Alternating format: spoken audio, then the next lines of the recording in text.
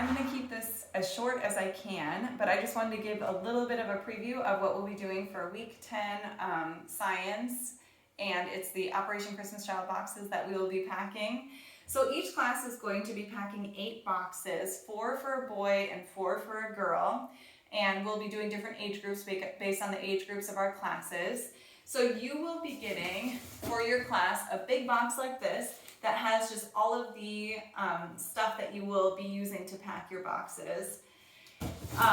And then you will be able to kind of sort that out however will work best for your class. So a few things that we are all going to be getting. Inside the box you will have these labels, and the labels are to put on top of the boxes when they are all packed. So here's a packed box. You will put the labels right here, but make sure that you mark your labels for the correct ages and the correct gender. So if you are one of the 3 younger classes, so my class, Carrie's class, and Megan's class, you'll be doing the 5 to 9-year-old age group and then mark boy or girl. And if you're one of the 3 older classes, then you will be doing the 10 to 14-year-old age group and mark again boy or girl. And then make sure that you tear off this perforated part, and if you could get these other sides to me, the sides that didn't have the label on them, that would be great because they have a code so that we can track those and keep track of them for our group. The other things that you'll have, that everyone will have, you'll have a bunch of these sheets that just have a little note that say that like we're a school group from Minnesota and we're excited to share the love of Jesus with them. And so if your class has time, it'd be great if they could just write their first names on each of these, so on all 8 of them for your boxes. No last names, just first names, maybe in marker or something colorful so it looks nice. If you don't have time and you just want to put like Mrs. Lawson's class, that's totally fine, but just make it a little bit more personal. And then we also have pictures to send with each of these notes. So on the top of the box you'll put a picture of your class and then a note with your first name signed, just to give it a little bit more personal touch. They kind of encourage you to do that.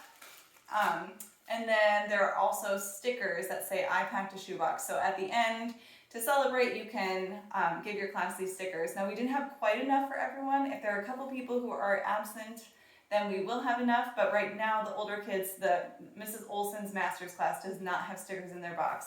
So just so you know, Jenny, they don't have stickers, so hopefully the big kids can handle that. You will also, everybody will have one of these cool posters. This is a free like promotional poster that Operation Christmas Child or Samaritan's Purse sends out, and so this shows the journey of a shoebox. So if you want to lead with this, or if you want to close with this if you have time, but it's actually really well done, and it tells how our box packing makes a difference, and then how our box goes from us packing it to shipping it overseas, and how it gets into individual kids' hands and how that impacts them. So it's a great way to kind of tie things together about what we're doing and why that makes a difference to people.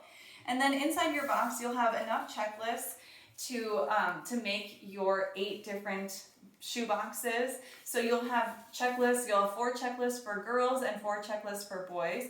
And these I would encourage you to use as like kind of a quality assurance check. So maybe at the end of after the shoebox is packed, have either, if it's older kids classes, maybe you can have a kid be the quality assurance checker and just check and make sure everything's in each box. If it's younger kids, probably a mom needs to be the final check and just make sure everything's in each box. These don't need to go anywhere. They are just so that we make sure that we're divvying up everything correctly and that we don't have to go back through every box later on and see where we missed something or something like that. So again, these are different based on your classes, because the older kids will have different items than the younger kids, but you'll have enough with your materials to do all of the boxes that you need. So use these as your quality assurance check and as your guide as you're setting things up. So then what I would suggest is thinking through for your class what would work best. So I think a great option would be like to have a long table and to be kind of laying out items along the table, kind of like an assembly line, and have different kids have different jobs of putting things into boxes, and then maybe somebody at the end doing some quality assurance check with your checklist. And try to make it fun and exciting and kind of fast moving for the kids so that they can get into the idea of it. And this may involve some moms or you kind of helping to set things up beforehand, depending on the ages of your kids. And if you need to move maybe even into like the lunchroom area or something and set up a long table out there for your class, I think that would work fine if your classroom doesn't really have enough space. You could also easily do this on the floor. I would just try to keep items kind of separate so that you are not so that it's easy to get each thing into each box and it just doesn't look like a muddled mess. So again, when you get it, it'll just be in a big box with lots of stuff. A lot of things are in plastic bags, but some things don't fit into plastic bags like that, and so you'll have to kind of sort them out and put them into the right places. For older kids, I think they could probably manage this completely by themselves, but for the younger kids, it'll take a little bit more prep work, probably with moms and tutors. So just to give an idea of what one of the boxes would look like, so here are boxes that are for our younger kids, just packed. For example, here's the younger girls box. So we've got every box will have kind of a little like care packet thing that has a drinking cup, a washcloth, 7 Band-Aids, a comb, and a toothbrush. So maybe somebody's job at the front of the line could just be to get this little pack ready with all those items in it so that it can be stuck into the shoebox. And then all the little kids will have 3 Play-Dohs, little girls have hair bows, everybody gets a kazoo and a drawstring backpack. Little girls also get these cute little stuffed animals, and then all the little kids get some chalk and also a balloon, a beach ball, which I don't have in this box right now. And then similarly for the younger boys, they have just a little bit different items.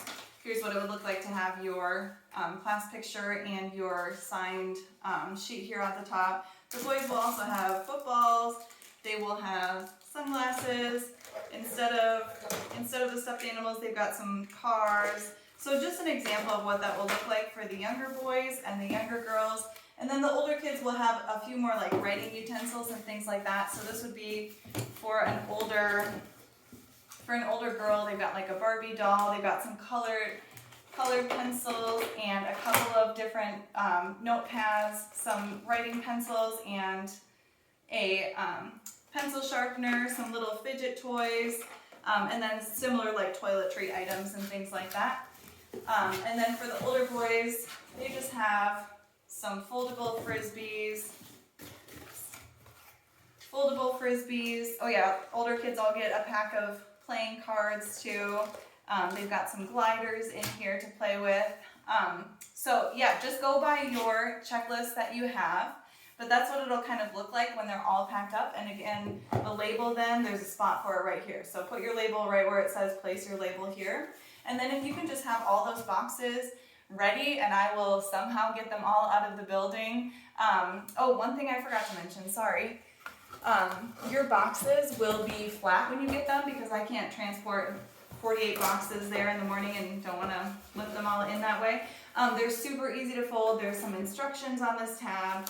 But the way it looks like to fold them is you just fold, this is the bottom of the box, you fold over both of these tabs, then fold this over, do the same thing on the other side, fold it over, same thing on the top, fold in the tabs, and then fold over the bigger part, and the little cardboard pieces will stick through so that it stays. Some of these kind of like to come out a little bit. If you kind of mess around with it a little, it usually stays, but you could also just use a piece of masking tape to keep it in and it'll keep it in just fine. Older kids would easily be able to put these boxes together. For younger kids, moms probably want to get them ready in advance so they're not frustrating to the kids. But that's how you will put the box together as well. So I think that's it. Sorry this video is so long. And let me know if you have any other questions or if there's anything else that I can do to get you ready for Tuesday. Thanks.